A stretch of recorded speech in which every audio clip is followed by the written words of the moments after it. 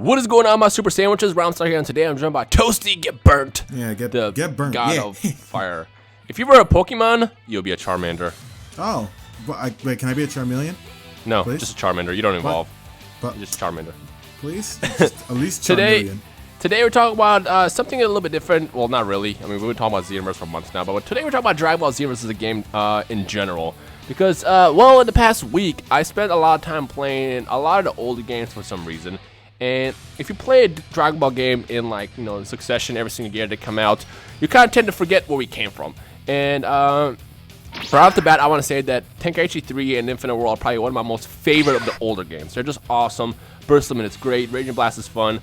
But with me playing all these games in the past week and a half, I realized something. And Xenoverse, I've said this before, but I guess I'm realizing this again. But Xenoverse to me is my favorite Dragon Ball Z games for many reasons. And I wanted to kind of toss this video out there to see how everybody, I guess, what everybody's thinking about this opinion. And I brought Toasty on here as well because he has similar views with me on this. And basically, I just want to kind of break a couple things down. So first things first, Xenoverse is the first game that kind of introduced a lot of very, very risky things. Now, granted, it's not a perfect game. It's far from perfect. In fact, if you compare it, it's probably on the lower half of, I don't want to say quality, but quality in terms of like issues. I mean, there's a lot of problems with Xenoverse. The main one being hit detection is absolutely awful. However, if you do end up getting to match with, like, let's say friends, for example, where you have a good connection, the game can be a lot of fun.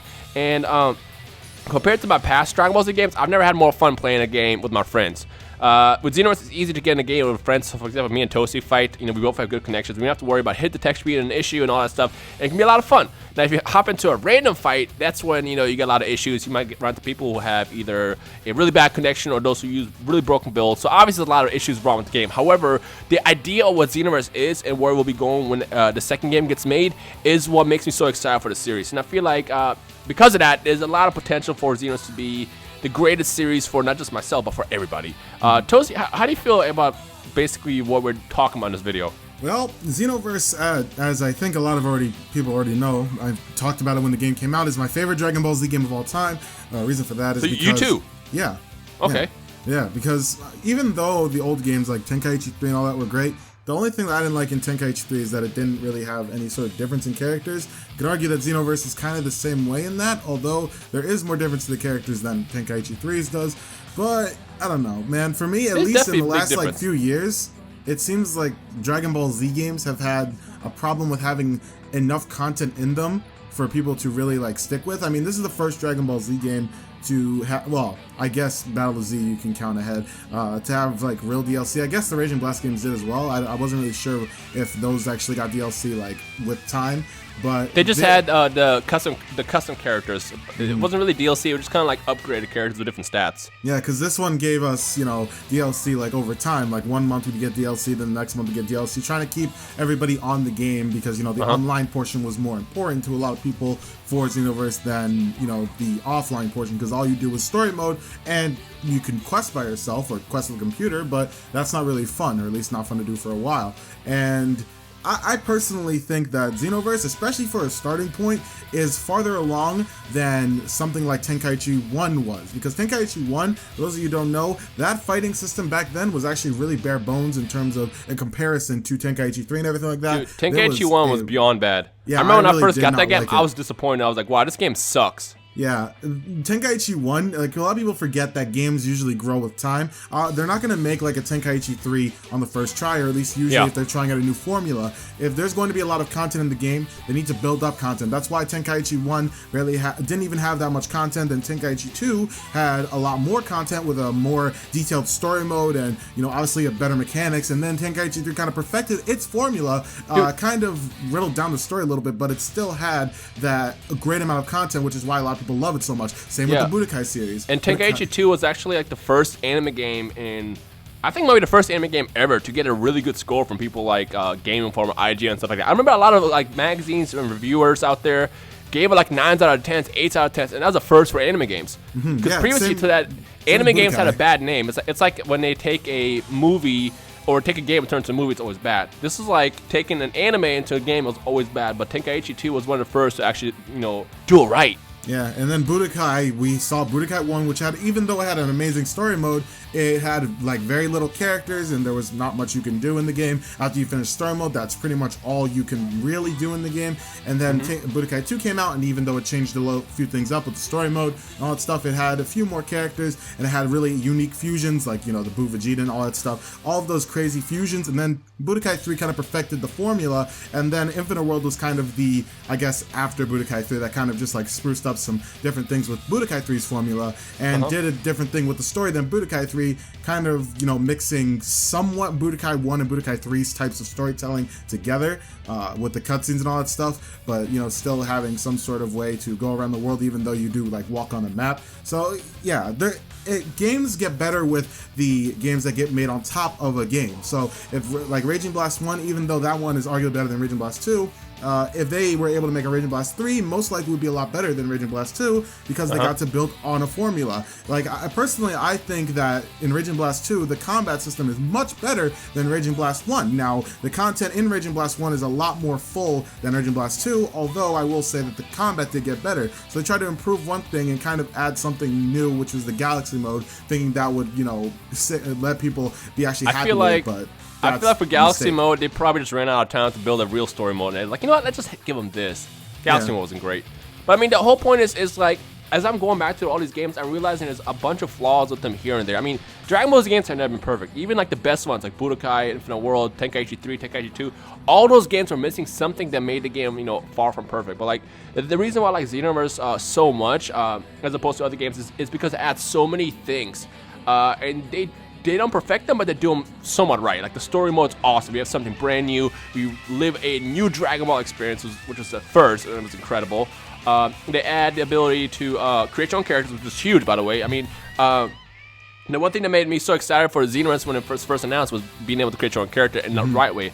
Ultimate Tenkaichi had it, but it was just so limited that it didn't really count. And like, so we had custom created characters, we had a new story mode, we had new elements like 2v2s and 3v3s, which were originally introduced in Battle Z, but they didn't really do it that well. And also you can argue Tenkaichi Tag, but also that game was on a Vita, so not that, or PSP, so not that many people really played it.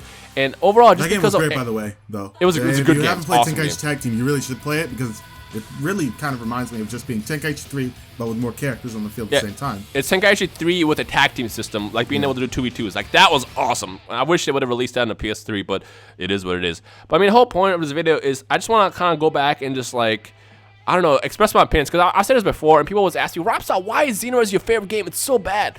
Again, it's not that it was bad. There was flaws with it. Every game's going to have flaws, but like, it just excites me so much more for the future, for whenever Xenoverse 2 comes out, whenever it gets announced and all that stuff. Because we know it's going to happen eventually, just because the game was so successful. It was like probably the best-selling Dragon Ball game in the last like 10 years almost.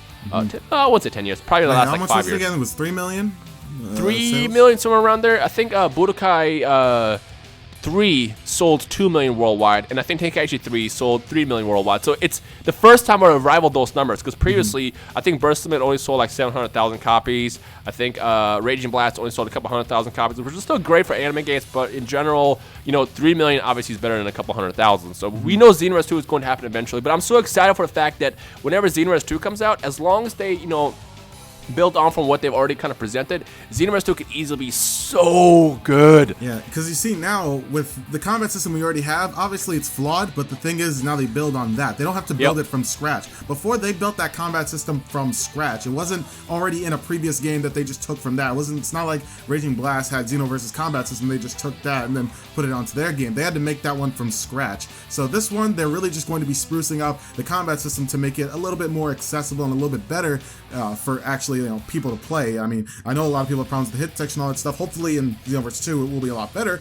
but yeah, that's just the point that we're making. When you build on top of the game, you will get a better result than what you do when you originally make the game. And what I was going to say is that's something I like about the Dragon Ball games in general. I've said this before also.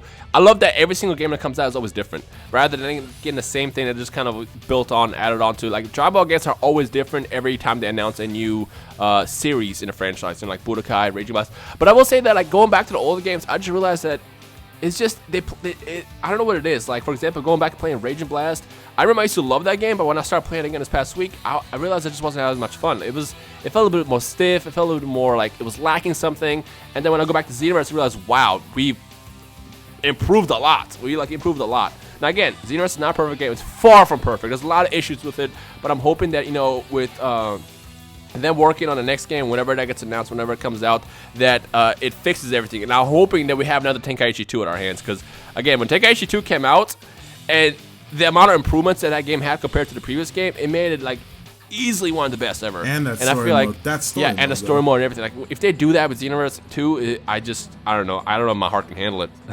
There's a reason why people think Tenkaichi. Some people think Tenkaichi 2 is better than 3. Like that story mode though. Like they literally put all that they could into that story mode. They made sure that that was a full story mode for Dragon Ball and Dragon Ball Z. They were ready. Yeah. So, I don't know. I want to toss this out there because I was talking about this on Twitter yesterday, that Xenoverse is still my favorite game. People ask me why. That's basically why. It adds so many new things. You know, it's a lot of fun. I mean, I've been mostly playing with friends in the past couple weeks because, again, the better the connection, the more fun you have. Obviously, you play random battles and everyone has a one-bar connection. It's just not as fun. But, like, when you play that game with friends, you can't deny how awesome it is. And that's why I've been doing all these random battles on my channel, and I'm going to keep doing it because it's just a lot of fun. Check them out, by the way. Go watch them and stuff. But I don't know. It's just kind of a random thoughts video I want to toss out there. I mean, Toasty, we pretty much covered everything here, I think. Yeah, pretty much just guys know that when you build on top of a game, it's better. That's it. Yeah. That's all you gotta know. Yeah. With that said, we do want to hear from your thoughts now. The game's been out officially since, what is this, 8 months now? 10 months? 10 months roughly? I know a lot of people still play it. Like 9, 10. 9, 10 months, yeah. I know a lot of people still play it. Surprisingly, you know, a lot of people don't as well. Like, I've seen a number drop off, but there's still quite a lot to play it. Obviously, there's people who still watch the videos as well.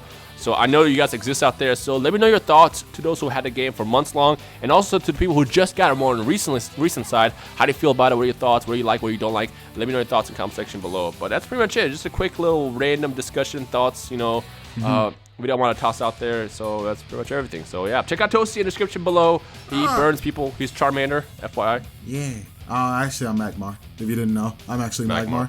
You probably are Magmar.